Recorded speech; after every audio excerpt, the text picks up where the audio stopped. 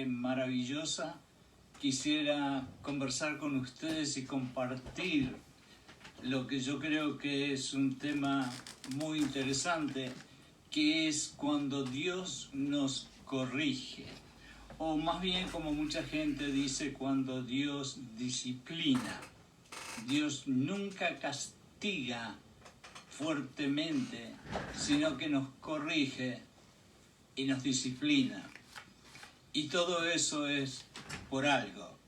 Y a través del mensaje de esta tarde yo quisiera compartir y explicar un poquito por qué es que aunque nos duele cuando nos corrigen, necesitamos que de vez en cuando nos corrijan.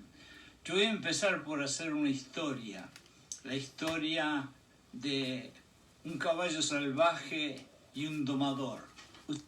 Un domador es una persona que, como nosotros tenemos en Uruguay y en Argentina los famosos gauchos, y aquí están los cowboys en Estados Unidos, es capaz de agarrar un caballo salvaje y montar sobre ese caballo y tratar de andar por largos caminos y al final amansar, como se dice, al caballo al punto que el caballo ya no corcovea, como decimos, que quiere decir saltar para arriba y para abajo, sino que se rinde a la constancia, la perseverancia, el coraje y la fuerza y la sabiduría del domador que va sobre el caballo.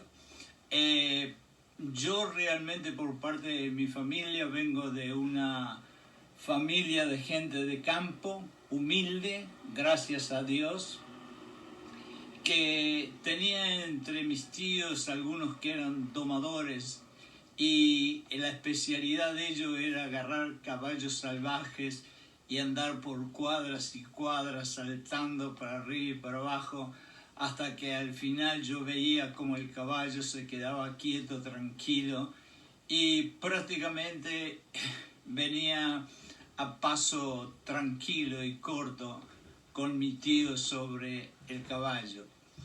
Yo esta historia la hago porque me hace recordar mucho a lo que Dios ha hecho conmigo a través de los años.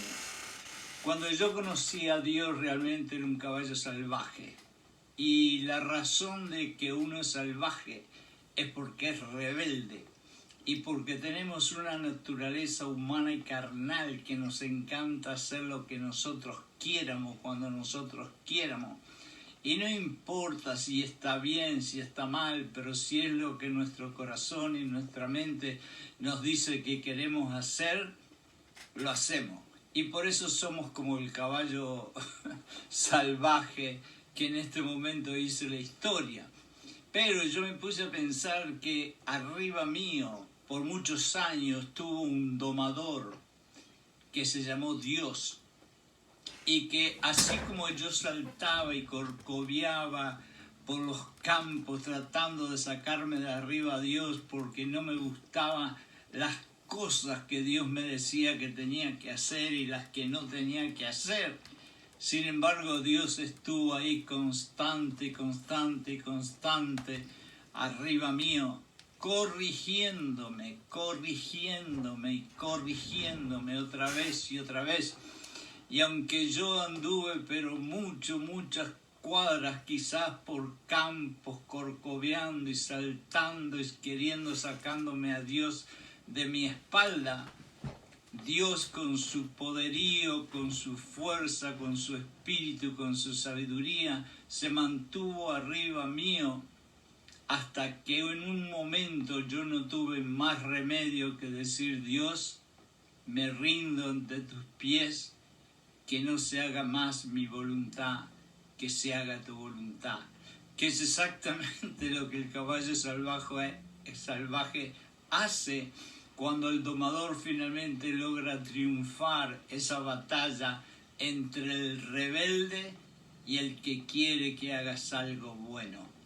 Esta es una pequeña historia que en cierta forma ilustra lo que es la corrección de Dios. nosotros tratamos de saltar y corcoviar y sacarnos a Dios de arriba y no querer hacer nada lo que dice Dios y no querer obedecerle a Dios y no querer tenerlo a Él sobre la espalda.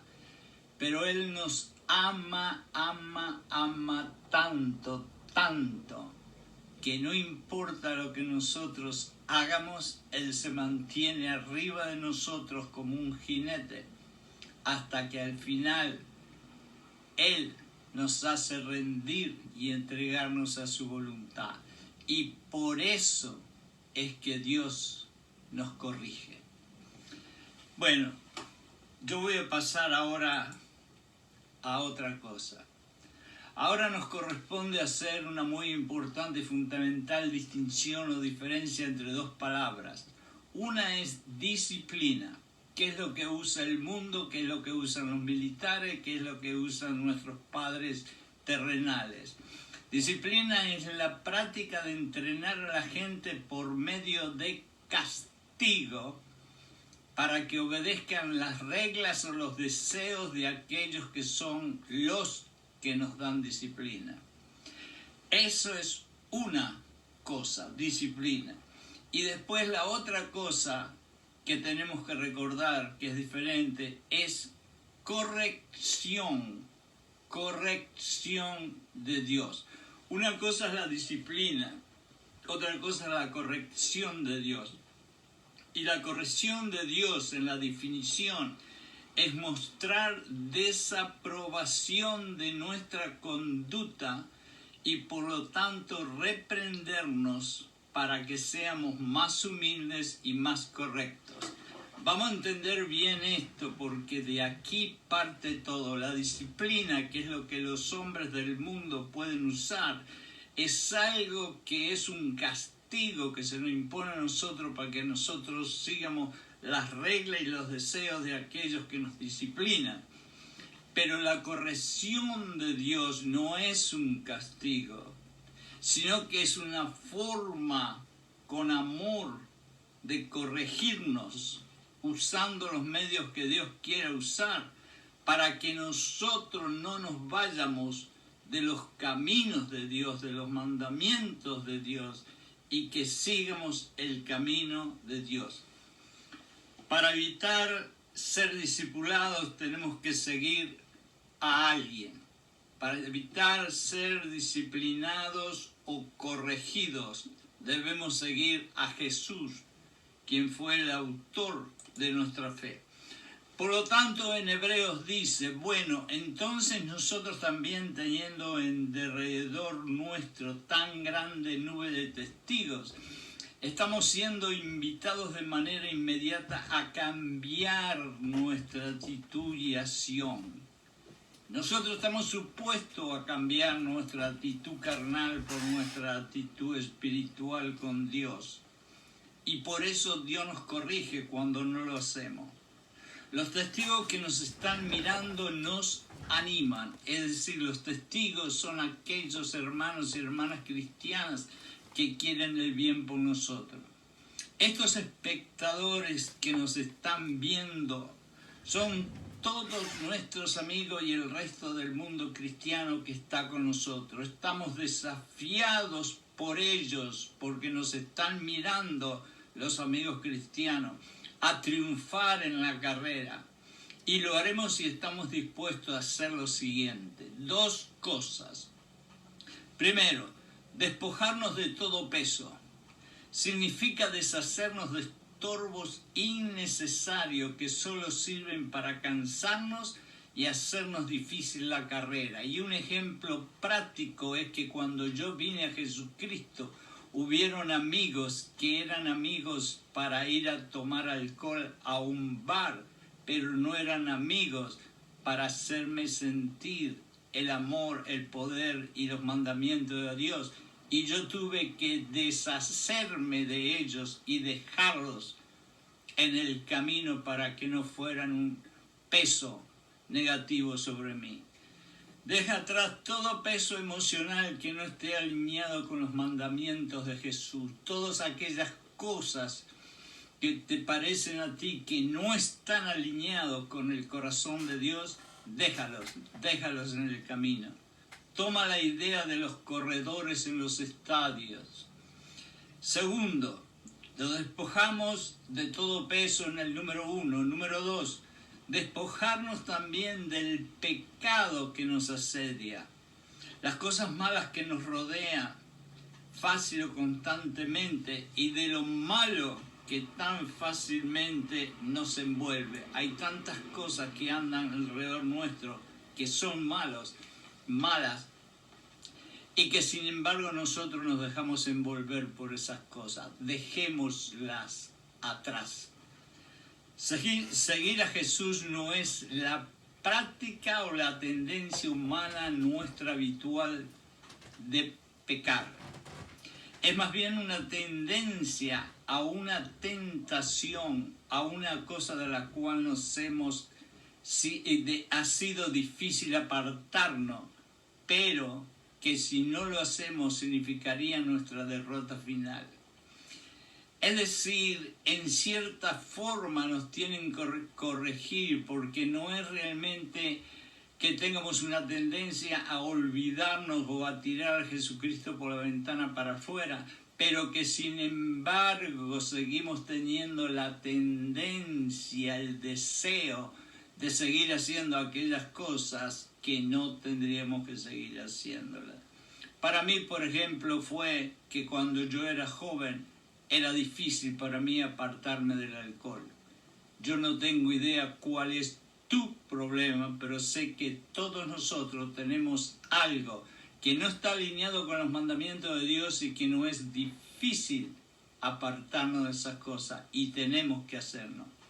Ahora, Jesús nos enseña que la carrera del cristiano es diferente a la carrera del atleta, porque al terminar la carrera, puede volver a recuperar las cosas que antes se despojó, pero el cristiano se despoja de las cosas de una vez y para siempre.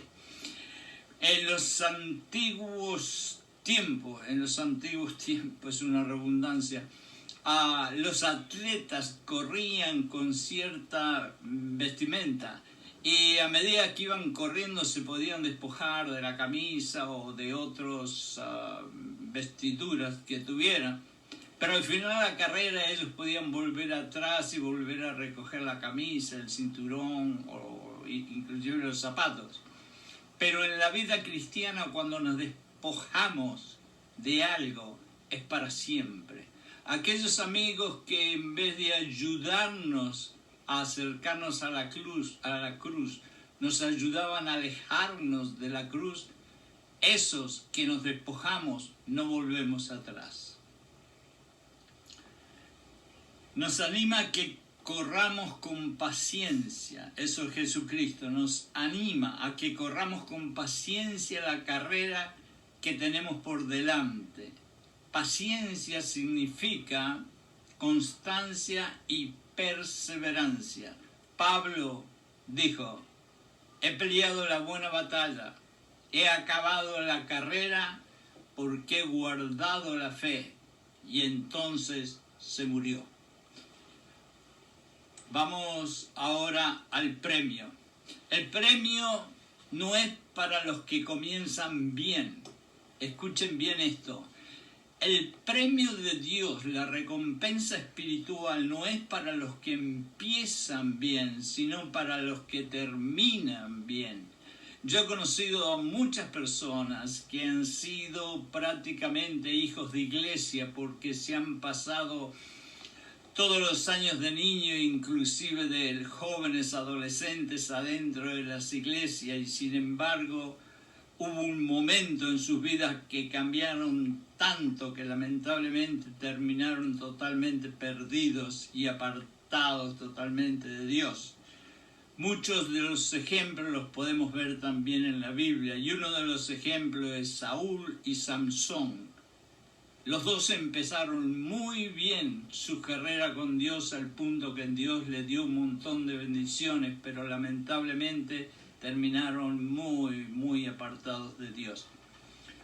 Y ahí es donde Dios necesita corregirnos a nosotros. Un arranque a buena velocidad no da derecho al cristiano para tomar una siesta o un descanso más adelante. Paradójicamente, esta es la historia de la liebre y la tortuga que aprendemos en la escuela. La liebre arrogante, sabiendo que era mucho más ligera que la tortuga, con su arrogancia y su orgullo, dijo: a esta le gano en 2 segundos cuando yo quiera. Por lo tanto, se acostó a dormir porque se creyó superior y se quedó dormida. Y la tortuga, despacito, con su pasito frágil y lento, siguió constantemente para adelante, para adelante, para adelante, y la conclusión es que la tortuga ganó la carrera, porque la liebre, aunque era más rápida, no tenía ni la paciencia ni la constancia y estaba llena de orgullo y de arrogancia. Y nosotros a veces somos parecidos. Para esta carrera de la vida cristiana y para abandonar definitivamente la vida de los pecados o errores malignos que hacemos, conseguimos gracia suficiente al poner los ojos en Jesucristo. Por lo tanto, para mantener los ojos en Jesucristo y evitar ser corregido por Dios, tenemos solo 2 alternativas. Una es poner los ojos en el problema y los otros es poner los ojos en Jesucristo. Jesús debe ser el motivo para que corramos la carrera cristiana con éxito. ¿Qué quiere decir poner los ojos en Jesús? Desde hace muchísimos años, cuando yo era un cristiano baby, como dicen aquí, cuando me decían poner los ojos en Jesucristo, yo la verdad que trataba de mirar una foto de Jesucristo en la cruz y me quedaba mirándolo, pero no entendía muy bien qué era eso de poner los ojos en Jesucristo.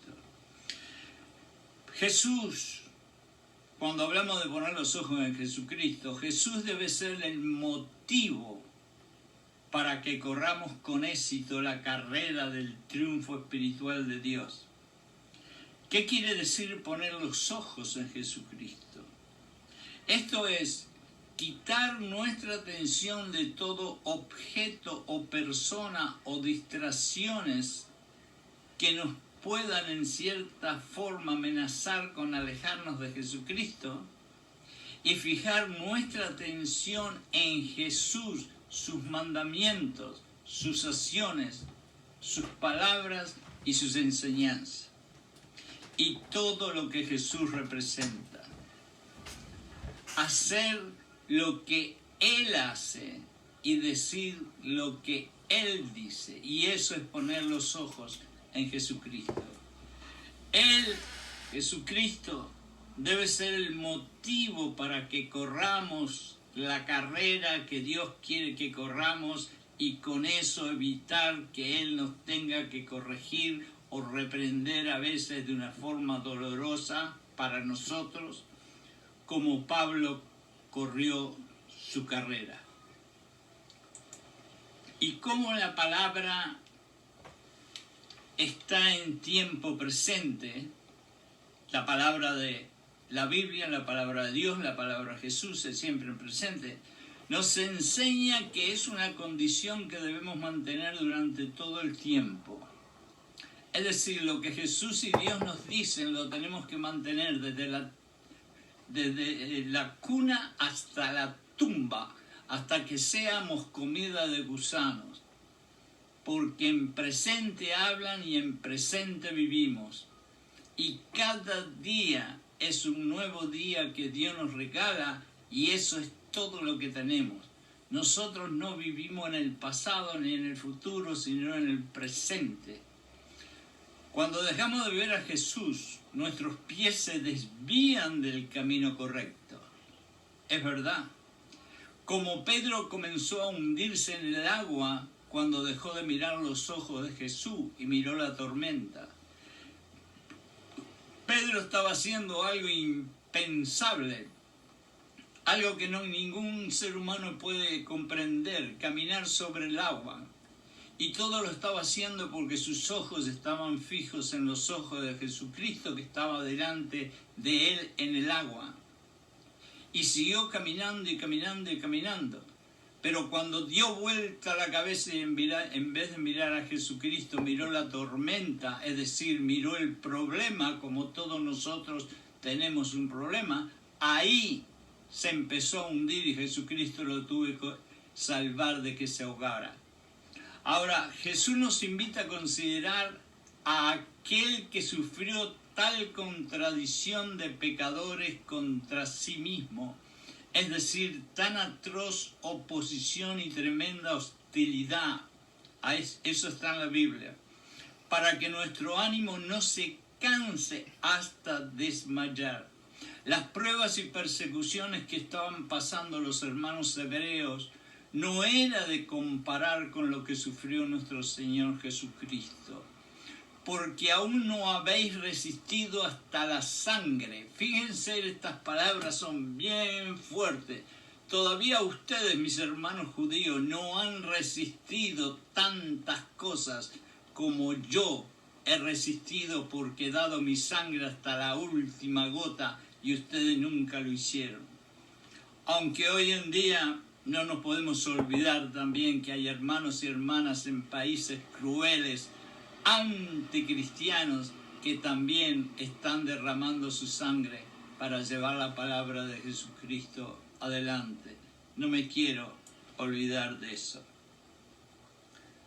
Por lo tanto, para mantener los ojos en Jesucristo, debemos nosotros hacer una fuerza, un esfuerzo, y tenemos que pedirle a Dios todos los días y constantemente que nos ayude a tener los ojos en Jesús, porque les puedo asegurar que yo tengo bastantes años siguiendo a Jesucristo y todos los días hago algo en el cual saco los ojos de Jesucristo.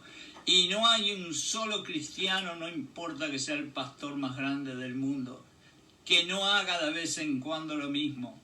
Y que porque nosotros somos carne y sangre y somos humanos y no angelitos, siempre vamos a hacer un error y siempre vamos a sacar los ojos de Jesucristo en algún momento. Por eso al Espíritu Santo que vive dentro de nosotros le tenemos que pedir que nos ayude a tener los ojos en Jesucristo. Jesús le dijo a los judíos: aún no has resistido hasta la sangre, bien fuerte. Esto que dijo Jesús tiene que hacerlos estremecer o haberlos hecho estremecer a aquellos judíos.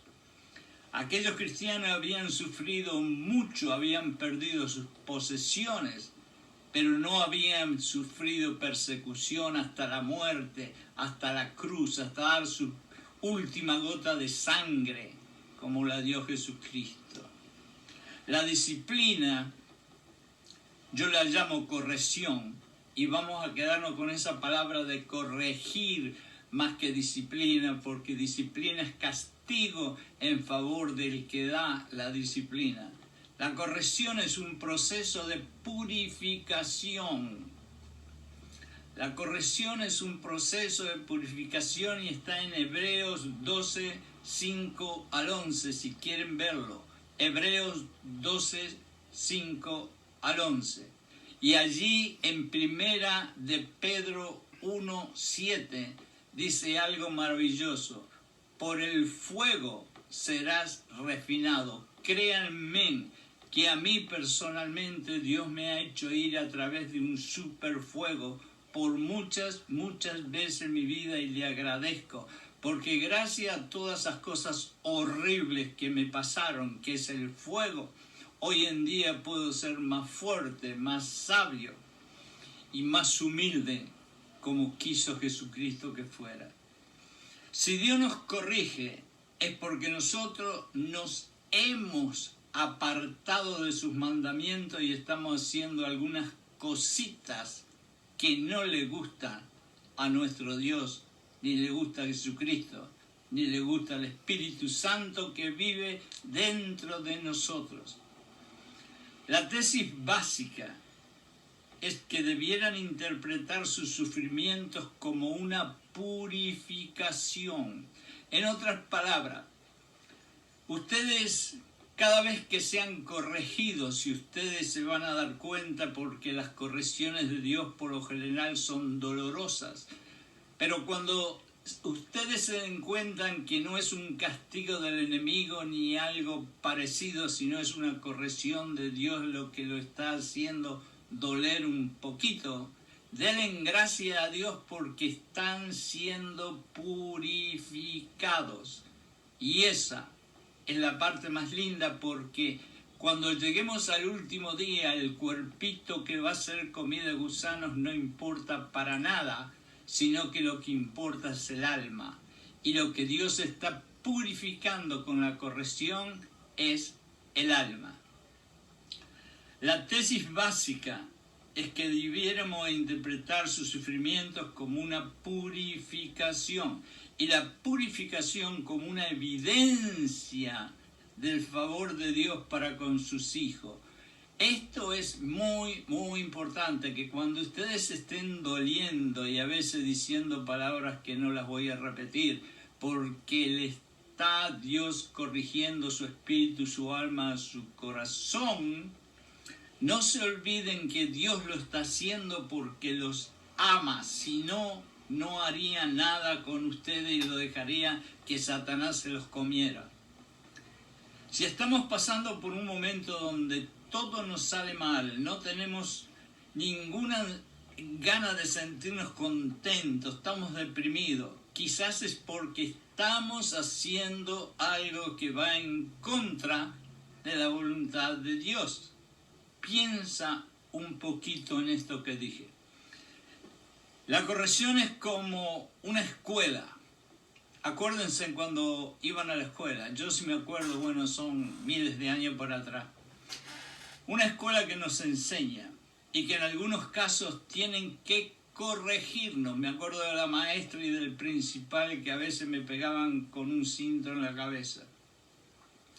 Tienen que corregirnos para que aprendamos a caminar el camino derecho, como todo buen padre terrenal haría con su hijo a quien ama.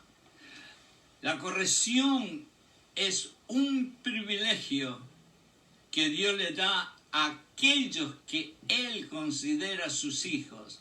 Escuchen bien, cuando ustedes sienten que son corregidos y sienten el dolor de la corrección, denle gracias a Dios porque Dios les está diciendo: ustedes son mis hijos. Es mejor ser corregido por Dios que halagados por Satanás. Mientras Dios te corregirá un poco para que no te salgas del camino correcto, el diablo, ten mucho cuidado, te va a tentar a que te complazcas en las cosas que te harán caminar por el camino torcido, el que más tarde te traerá consecuencias horribles. Por eso nos dicen que entremos por la puerta chica, no por la puerta grande. Y el diablo quiere que entres por la puerta grande y tengas buenos carros y buenas mujeres y buenos hombres y buenos whisky y buenas cervezas y buenos montones de otras cosas inmundas que te van a traer una satisfacción inmediata maravillosa, pero que a la larga vas a tener consecuencias horribles. Por eso Dios te tiene que corregir. El que un hombre padre o un buen padre corrija a su hijo es muy normal. Por lo tanto, no debemos sorprendernos que Dios nos disciplina a nosotros, porque gracias a Dios Él nos considera sus hijos. Lo que aprendemos es lo siguiente. Los reveses y adversidades de la vida son enviadas o permitidas por Dios para ayudarnos a no sufrir consecuencias más dolorosas mañana. B. Todos necesitamos ser disciplinados y debemos ser corregidos que esa es la palabra que quiero usar, con humildad y gratitud, y no, por favor, tengamos resentimiento porque somos corregidos. C. No estamos solos en la experiencia de la corrección. Miles de hermanos y hermanas a través de todo el mundo, desde Asia hasta Sudamérica, en este mismo momento, aquellos que eligieron seguir a Dios están siendo corregidos y están sintiendo dolores y están sintiendo penas y están sintiendo tristeza, porque están siendo corregidos por Dios por la única razón que Dios los ama y los quiere como hijos. Y D. La disciplina es la evidencia más segura de que Dios tiene un profundo interés y preocupación por nosotros. Y más importante aún, en la Biblia lo dice, Él tiene un plan para cada uno de nosotros. Y Él dice en la Biblia, es un plan de bondad, no un plan de maldad. Y esa es la razón que Él quiere que nosotros estemos en el camino correcto y por eso nos corrige. En conclusión, vamos a ser sinceros. Si sentimos que Dios nos está disciplinando, o mejor dicho, corrigiendo, tenemos que entender que nosotros estamos haciendo algo que no le gusta a Dios. Tenemos que ser sinceros. Dios no me va a corregir a mí si yo no estoy haciendo algo que a Él no le gusta y no quiere. Si yo estoy desobedeciendo a Dios y le echo culpa al diablo, yo soy un hipócrita. Como la historia del principio entre el caballo salvaje y el domador, Dios no va a dejar de corregirnos hasta que nosotros le digamos a Dios, Señor, me rindo. Ayúdame a hacer tu voluntad y que nunca más se haga la mía. Y como lo terminó haciendo Jesucristo, así tú y yo también tenemos que seguir soportando la corrección de Dios hasta que finalmente digamos, me rindo, Señor, que se haga tu voluntad y no la mía. Vamos a terminar toda esta clase de hoy con las palabras de Samuel. En 2 de Samuel 7, 14, 15 dice, yo le seré a él padre y él me será a mí hijo. Y si hiciere mal, yo lo castigaré con vara de hombre. Pero, escuchen bien lo que dice acá, que es lo más importante de la tarde. Pero mi misericordia, mi compasión, mi amor, mi gracia, nunca, nunca se apartarán de él o de ellos. Esto es algo que debemos recordar y repetirnos continuamente. Aunque Dios nos corrija, nunca, nunca, nunca nos va a dejar de amar como un Padre maravilloso que ama a su Hijo. Tú y yo podemos estar seguros que por más mala que sea nuestra actitud y por más fuerte que sea su corrección, nunca, nunca Dios nos va a dejar de amar. En conclusión final, la razón que Dios nos corrige y nos corrige a veces con dolores bastante fuertes es porque estamos apartándonos del camino que Dios quiere que sigamos. Porque si seguimos ese camino tendremos vida eterna y nuestras vidas serán más felices, más contentas y más capaces de servir a nuestro Dios hasta el último segundo cuando muéramos.